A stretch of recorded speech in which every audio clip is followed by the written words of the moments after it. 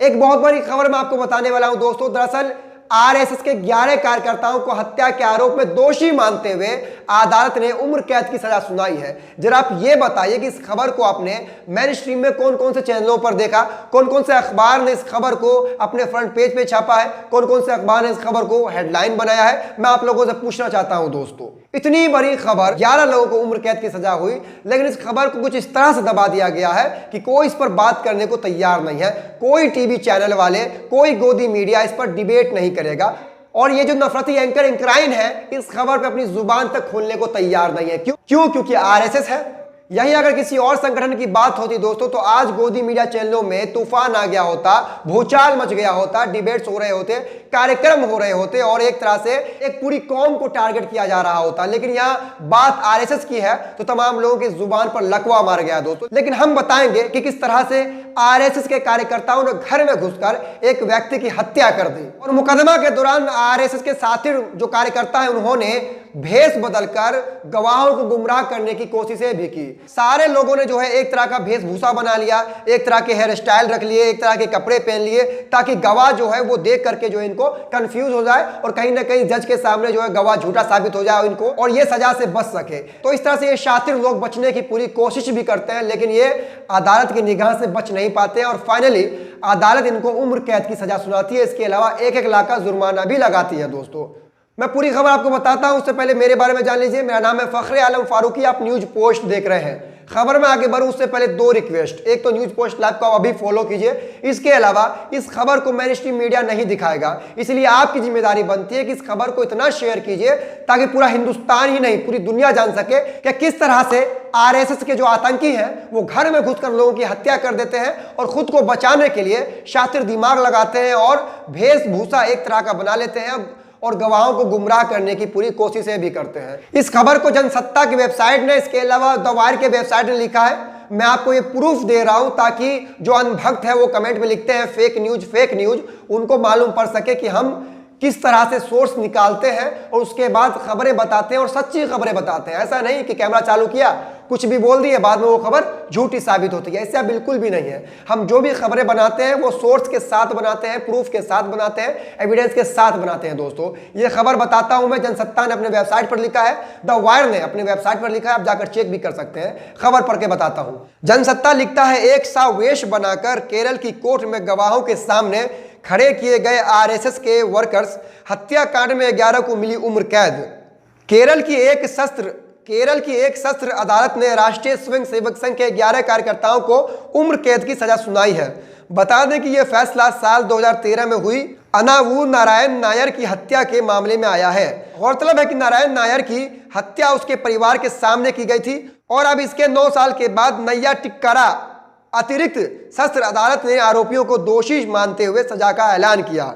इस मामले में उम्र कैद की सजा के साथ नैया टिक्करा अदालत की अतिरिक्त सत्र न्यायाधीश कविता गंगाधरन ने दोषियों पर 1-1 लाख रुपए का जुर्माना भी लगाया है। बता दें कि सजा का ऐलान 11 नवंबर को हुआ था, लेकिन अदालत का विस्तृत आदेश फिलहाल उपलब्ध नहीं हो सका है। सजा के ऐलान से पहले अदालत में सभी आरोपी एक जैसे कपड़े और एक जैसे हेयर स्टाइल में पहुंचे थे। गवाहों को भ्रमित करने के लिए गंजे सिर वाले लोगों के जैसे विग लगा लिए गए थे। यानी गवाहों को भ्रमित करने के लिए, गुमराह करने के लिए ये शातिर आरएसएस के कार्यकर्ताओं ने एक जैसा वेशभूषा बना लिया, एक तरह के कपड़े पहन लिए, एक तरह के हेयर स्टाइल रख लिए ताकि गवाह जो है कंफ्यूज हो जाए और अदालत में जज महोदय के सामने वो लोग झूठे साबित हो जाए। लेकिन ऐसा नहीं हुआ। साल 2013 में 5 नवंबर को नायर के बेटे शिव प्रसाद पर हमला करने के लिए आरएसएस के कार्यकर्ता उनके घर में घुसे थे। बता दें उस वक्त शिव प्रसाद सीपीएम की छात्र विंग का शाखा student federation of India SFI के क्षेत्र सचिव थे। हमला करने के दौरान शिव प्रसाद के पिता नायर द्वारा बीच बचाव करने पर हमलावरों ने नायर की हत्या उनकी पत्नी और 2 बेटों के सामने कर दी थी। इस हमले में शिव प्रसाद और उनके भाई को गंभीर रूप से चोटें आई थी। रिपोर्ट में कहा गया है कि यह हमला क्षेत्र में राजनीतिक झड़प के प्रतिशोध में किया गया था।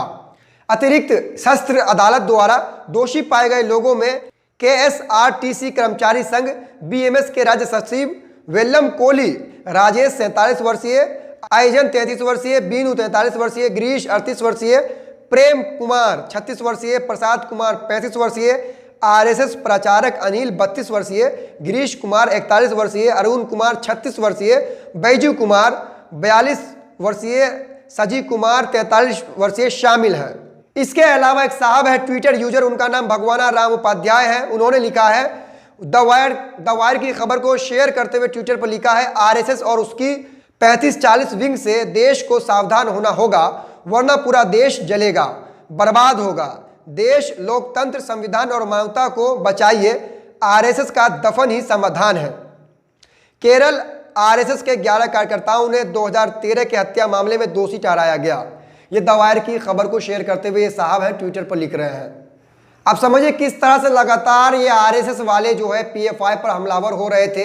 हालांकि हम तो लगातार बोलते आ रहे हैं कि भाई एक तरह से आरएसएस की भी पूरी तरह से जांच होनी चाहिए, आरएसएस के शाखाओं की भी जांच होनी चाहिए, क्योंकि जिस तरह से आरएसएस अपने पैर पसार रहा है कहीं ना कहीं देश के लिए खतरा साबित हो सकता है। क्योंकि दोस्तों आरएसएस में 25 सालों तक काम करने वाला यशवंत सिंधे आपको याद होगा, जिसने सीबीआई के अदालत में हलफनामा देते हुए, एफिडेविट देते हुए ये कहा है कि आरएसएस बीजेपी को जिताने के लिए देश में बम ब्लास्ट करवाती है। इसके अलावा उन्होंने कहा है कि देश के कई बम ब्लास्ट में आरएसएस का सीधा कनेक्शन है। तो इन तमाम चीज़ों को जानकर, और अब ये नई घटना देख लीजिए दोस्तों, किस तरह से जो है घर में घुसकर एक छात्र नेता के पिता की, आरएसएस के आतंकवादी किस तरह से घर में घुसकर एक छात्र नेता के पिता की हत्या कर देते हैं और खुद को बचाने के लिए अदालत में शातिर तरीके से तमाम जो आरोपी हैं, तमाम जो दोषी हैं, वो एक तरह का वेशभूषा बना कर आते हैं ताकि गवाह जो है वो कंफ्यूज हो जाए और वो गलत गवाही दे दे ताकि ये बच जाए। लेकिन ऐसा होता नहीं है और फाइनली ये लोग जो है फंसते हैं।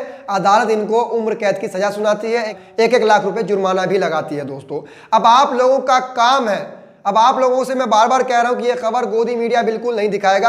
आप लोगों की जिम्मेदारी होती है कि इस खबर को इतना शेयर कीजिए पूरा देश ही नहीं पूरा दुनिया जान सके किस तरह से आरएसएस के जो कुछ आतंकी लोग हैं वो किस तरह से घर में घुसकर हत्याएं कर रहे हैं। लेकिन सरकार आरएसएस को और बढ़ावा दे रही है, आरएसएस को सुरक्षा दे रही है, लेकिन जांच नहीं कर रही है। फिलहाल मिलते हैं दूसरे वीडियो में। बहुत शुक्रिया।